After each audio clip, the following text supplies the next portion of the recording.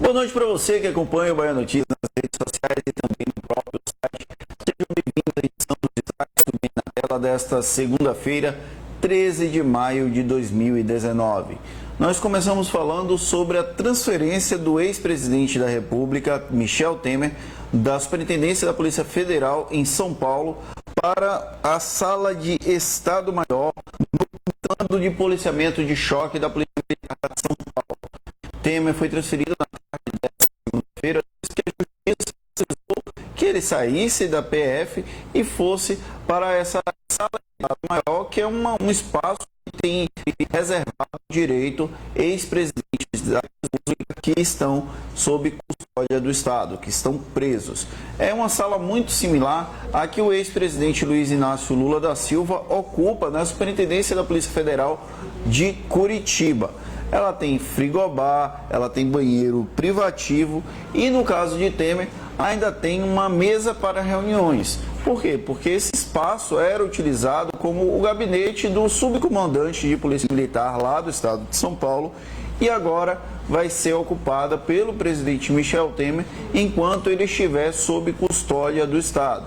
Temer foi preso desde a última quinta-feira, depois que o Tribunal Regional Federal da 2ª Região cassou o habeas corpus que permitia que ele respondesse ao processo em liberdade. Além do ex-presidente Michel Temer, também está preso o amigo dele, João Batista Lima Filho, o Coronel Lima, como ele é conhecido. Outro destaque desta segunda-feira para uma declaração do presidente da República, Jair Bolsonaro, sobre a questão do armamento. Que na última semana, Bolsonaro editou um decreto que flexibilizou o porte de arma para diversas categorias e também para caçadores, colecionadores, entre outras pessoas. Ele segue num tom muito similar ao adotado na campanha de 2018, defendendo o armamento da população, e nesse momento ele falou que meteria chumbo caso um homem invadisse a casa dele. É mais uma tentativa do Jair Bolsonaro de defender que a população tenha o direito de se armar. Esse processo está em discussão, a Câmara dos Deputados analisa inclusive a legalidade do decreto editado pelo Palácio do Planalto, e inclusive há uma discussão sobre invasão de competência, que seria uma discussão que deveria acontecer no âmbito do Legislativo e não do Executivo. Então isso ainda vai dar pano para manga, pelo menos nos próximos dias. Nessa mesma entrevista, o presidente Jair Bolsonaro falou que o ministro da Justiça e Segurança Pública, o ex-juiz Sérgio Moro, terá a indicação garantida ao Supremo Tribunal Federal assim que houver uma vaga lá no STF. Lembrando que Sérgio Moro foi juiz até novembro de 2018, quando ele aceitou ser ministro da Justiça e Segurança Pública, e aí já era falado nos bastidores que quando houvesse uma vaga para o STF, o Jair Bolsonaro indicaria Sérgio Moro. No entanto, foi a primeira vez que publicamente o Jair Bolsonaro confirmou que Sérgio Moro deve ser indicado ao STF assim que houver uma vaga. A primeira prevista é a aposentadoria compulsória do decano Celso de Mello, que deve acontecer em novembro de 2020, quando Celso de Mello completa 75 anos. Falando de Sérgio Moro, ele hoje foi publicado no Diário Oficial da União uma portaria que tenta coibir a presença de torcedores violentos na Copa América de 2019, que acontece em 5 cidades aqui da Bahia. A medida, a portaria, não atinge apenas a parte de acesso aos estádios. De acordo com o documento, a Polícia de Imigração deve fazer a verificação da entrada, do ingresso de torcedores, membros de torcidas organizadas consideradas violentas. A gente teve episódios na Copa do Mundo de 2014 aqui no Brasil de confronto entre torcedores. Esperamos que isso não aconteça na Copa América de 2019. Os jogos acontecem entre os dias 14 de junho e 7 de julho em 5 cidades, incluindo Salvador, que recebe 5 jogos.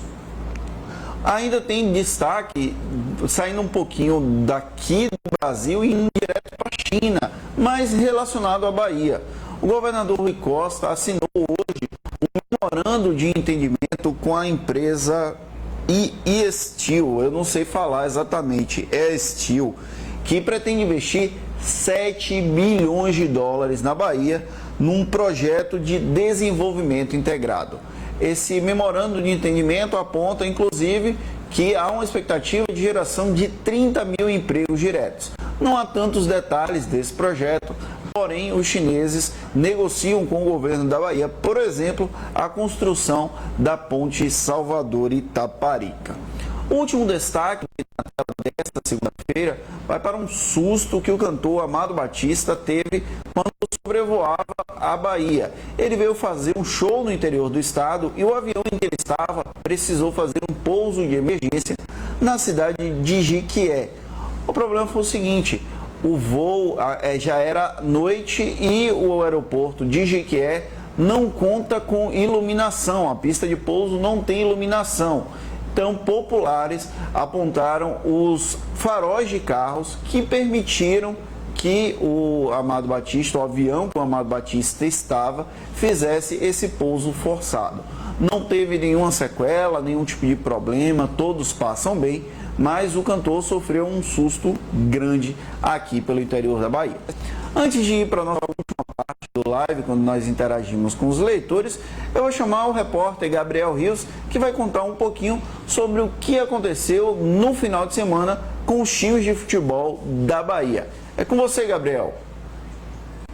Olá, leitores do Bahia Notícias. Vamos falar um pouco sobre a rodada dos clubes baianos nos campeonatos nacionais. Começar pelo Bahia, que jogou ontem à noite contra o Atlético Paranaense na Arena da Baixada e perdeu por 1-0. O Esquadrão de Aço segue com o fantasma de não conseguir vencer fora de casa. O time até teve boas oportunidades de empatar na segunda etapa, mas não conseguiu vencer. Com isso, o Esquadrão ocupa agora a 8ª colocação da Série A do Campeonato Brasileiro com 6 pontos. O time de Roger Machado terá a semana cheia para trabalhar, já que o próximo confronto será diante do São Paulo, mas aí só no próximo domingo, fora de casa, no Morumbi, às 11 da manhã. Oportunidade para o time de Roger Machado quebrar essa situação incômoda de não vencer fora de casa. Já o Vitória, que completa 120 anos de existência hoje, os jogadores terão a oportunidade de presentear os torcedores, já que o Leão entra em campo hoje às 8 da noite no Brinco de Ouro contra o Guarani pela 3ª rodada da Série B do Campeonato Brasileiro. Já os 4 representantes baianos na Série D, a 4ª divisão, foram bem durante o final de semana. Juazeirense e Bahia de Feira jogaram em casa e venceram por 3-0 e 3-1 respectivamente. Já o Fluminense de Feira, que havia empatado na primeira rodada, também empatou na segunda rodada e segue sem vencer na competição. E o Jacuipense segue sorrindo à toa, venceu no primeiro jogo, venceu no segundo também, 100% e líder do seu grupo. Para fechar, agora na competição estadual, a Série B do Campeonato Baiano, o Olímpia, fundado por Anderson Talisca, aquele mesmo ex-jogador do Bahia, e que inclusive é presidido pela mãe do atleta, já havia garantido vaga nas finais, na decisão da Série B, antecipadamente. Líder, ficou invicto o campeonato quase todo, a fase de classificação quase toda, e ontem conheceu o adversário. Será o Doce Mel, que venceu o Canaã por 1-0 e contou com o tropeço da Unirb, que empatou com o PFC Cajazeiras em 0-0, e aí foi ultrapassado pela equipe que joga em Ipiaú. A Federação Baiana de Futebol, a FBF, ainda não confirmou as datas, mas é possível que sejam nos 2 próximos domingos. O primeiro jogo acontece em Ipiaú, com o mando da Doce Mel, por ter feito a pior campanha. Já o Olímpia decide em casa, em Pituaçu, no jogo de volta, que será daqui a 2 finais de semana, provavelmente. Essas e outras notícias você acompanha na coluna de esportes do Bahia Notícias.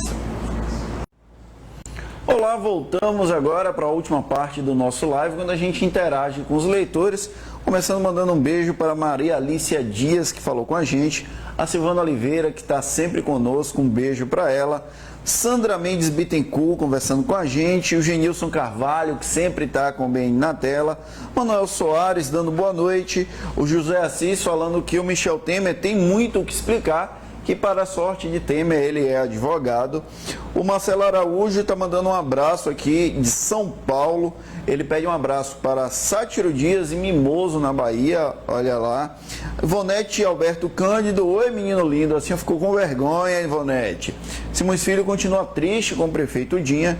A última dele foi tirar os toldos dos mototaxistas, deixando os meninos tomando chuva. Está faltando tudo na UPA e no hospital. Tá aí a Ivonete, está na bronca com o Dinha, o prefeito lá de Simões Filho. Gessino Paiva falando que está chovendo muito em Planaltino desde as 15 horas. Torcer para que todo mundo esteja bem na cidade de Planaltino. O Hélio Souza e o Marcos Rangel dando boa noite. O Marcos que fala de Linhares, no Espírito Santo. O Lúcio Carlos Danta interagindo com a gente.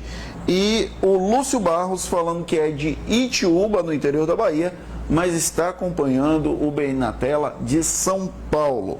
Por último, o Otacílio Barbosa Neto dando boa noite para a galera do Bahia Notícias. O BN na Tela volta amanhã às 18 horas com as principais informações do dia, mas se você quiser saber tudo o que acontece em Salvador, na Bahia, no Brasil e no mundo, não deixe de acessar bahianoticias.com.br. Um abraço e até amanhã.